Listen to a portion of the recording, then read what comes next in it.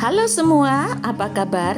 Saya doakan semoga kalian sehat, bahagia, lancar segala urusan dan rezekinya.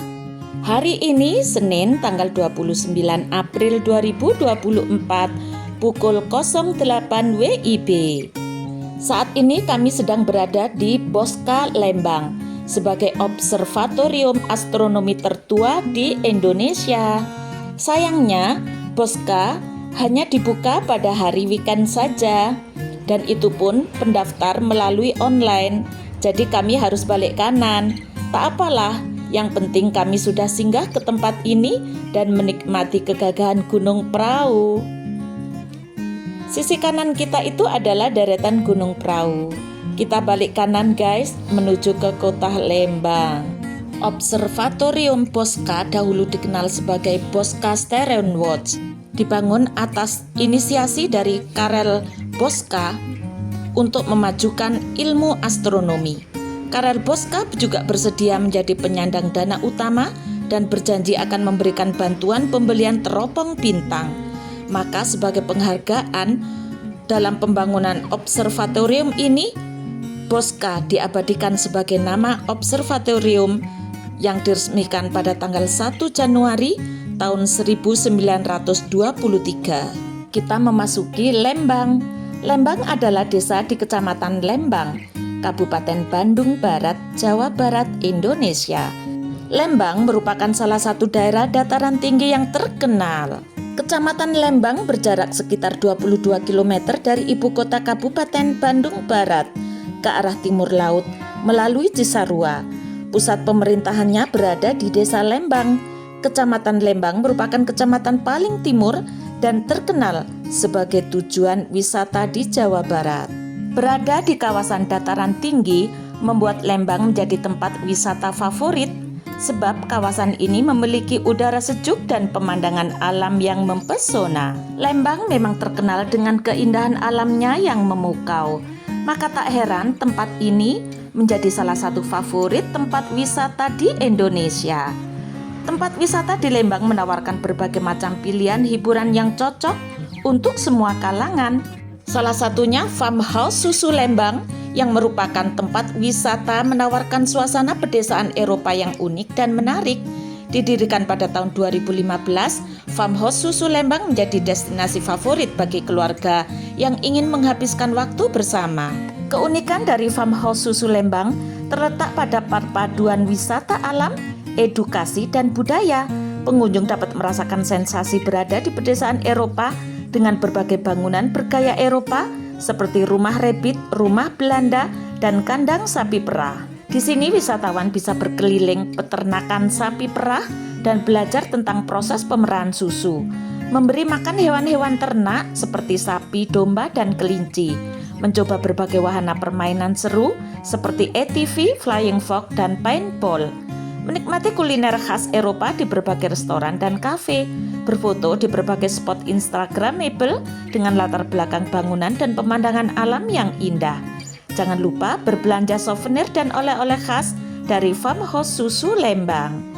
Alamatnya berada di Jalan Raya Lembang nomor 108, Gudang Kahuripan. Untuk harga tiketnya, paket wisata reguler Rp75.000 per orang, paket wisata terusan Rp100.000 per orang, paket wisata edukasi Rp85.000 per orang, paket wisata sewa baju Rp50.000 per orang.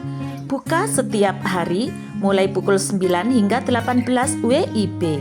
Nah kawan, apakah kalian senang berlibur ke daerah yang berudara dingin dan punya banyak pilihan tempat wisata?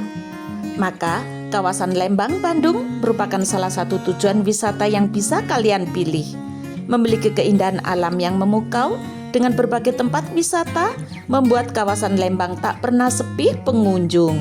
Sebagai daerah yang terletak di pegunungan, Lembang bersuhu rata-rata sekitar 17 hingga 20 derajat Celcius.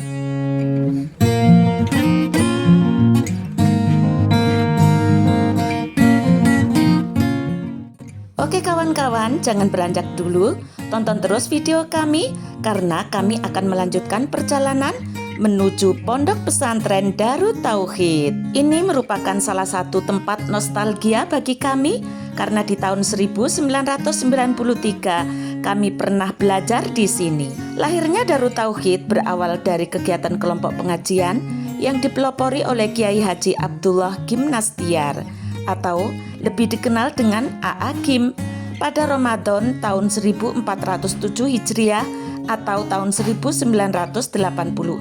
Kelompok pengajian tersebut diberi nama Kelompok Mahasiswa Islam Wira Usaha atau KMIW.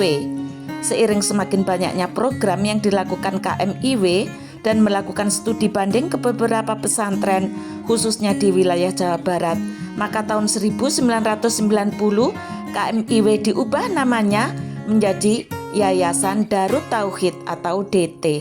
Tepatnya tanggal 4 September 1990 yang dikukuhkan dengan Akta Notaris Wiranti Ahmad SH nomor 8. Perkembangan selanjutnya pada bulan Juli 1993 berdiri Masjid Darut Tauhid berlantai 3 yang beralamat di Jalan Geger Kalong Girang nomor 38 Bandung. Masjid ini sering dijuluki sebagai Masjid 1000 Tangan karena dibangun secara gotong royong oleh ribuan masyarakat dan jamaah DT. Untuk menopang aktivitas dakwah, dikembangkan kegiatan ekonomi yang diperkuat dengan pembentukan koperasi pondok pesantren atau Kopontren DT yang secara resmi berdiri pada tanggal 9 April 1994. Selanjutnya pendirian PT Manajemen Kolbu pada tahun 2002.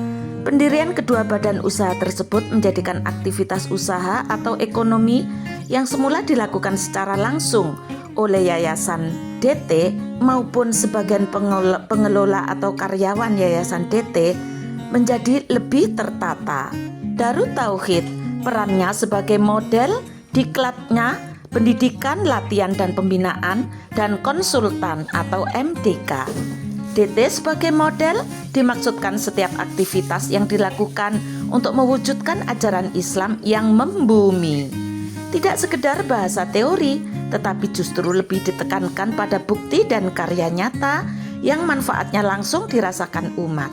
Dengan demikian, diharapkan keindahan ajaran Islam, etos kerja Islami, manajemen Islami, profesionalisme Islami, dan solusi Islami atas berbagai permasalahan aktual umat dalam kehidupan nyata bisa langsung dilihat, dirasakan, dikaji bersama. DT bermaksud menjadi model lembaga yang bisa dijadikan contoh kebaikan yang dapat menginspirasi berkembangnya lembaga-lembaga Islam lainnya.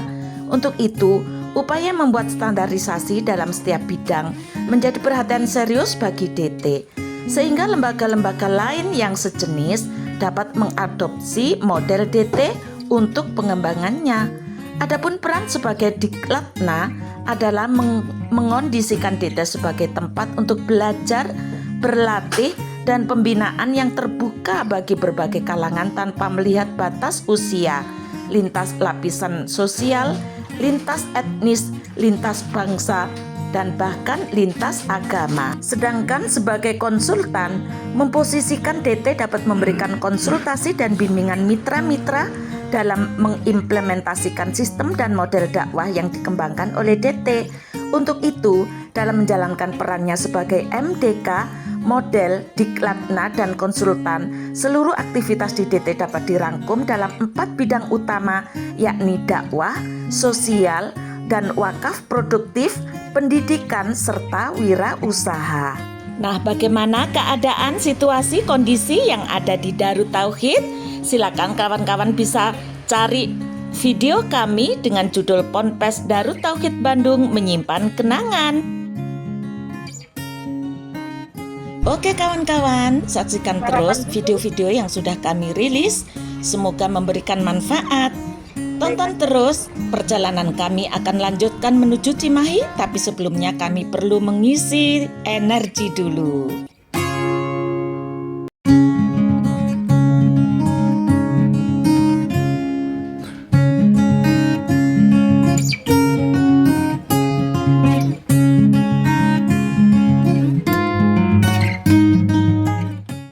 sudah berada di ruas Jalan Sarimana Sarijadi. Kita akan menuju ke flat Sarijadi yang merupakan rumah susun untuk karyawan PT Nurtanio atau PT Industri Pesawat Terbang Nusantara, PT IPTN, dan Wisma Diklat Pendidikan dan Latihan PT IPTN yang sekarang berubah menjadi PT DI, PT Dirgantara Indonesia.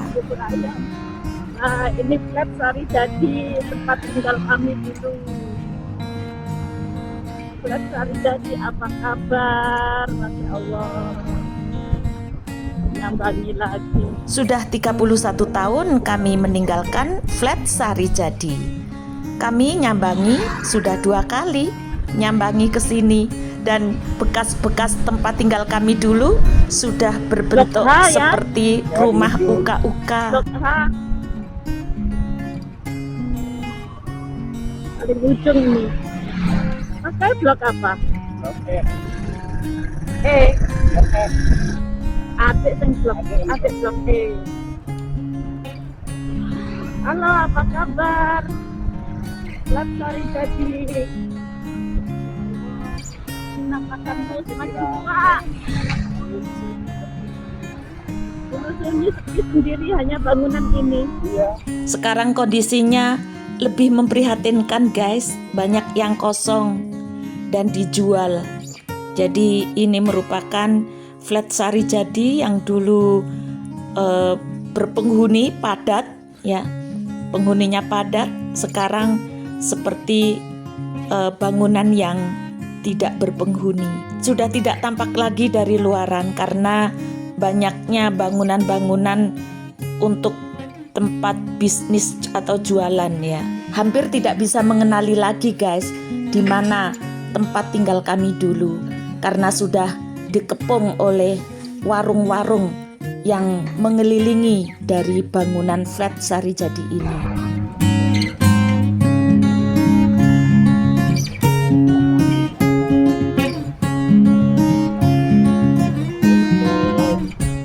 Oke kawan-kawan, perjalanan kita akhiri dulu sampai di flat Sarijadi. Semoga pengalaman kami menjadi ilmu yang bermanfaat. Jangan lupa dukung terus channel kami dengan memberikan like, komentar, dan subscribe. Sampai jumpa pada video berikutnya.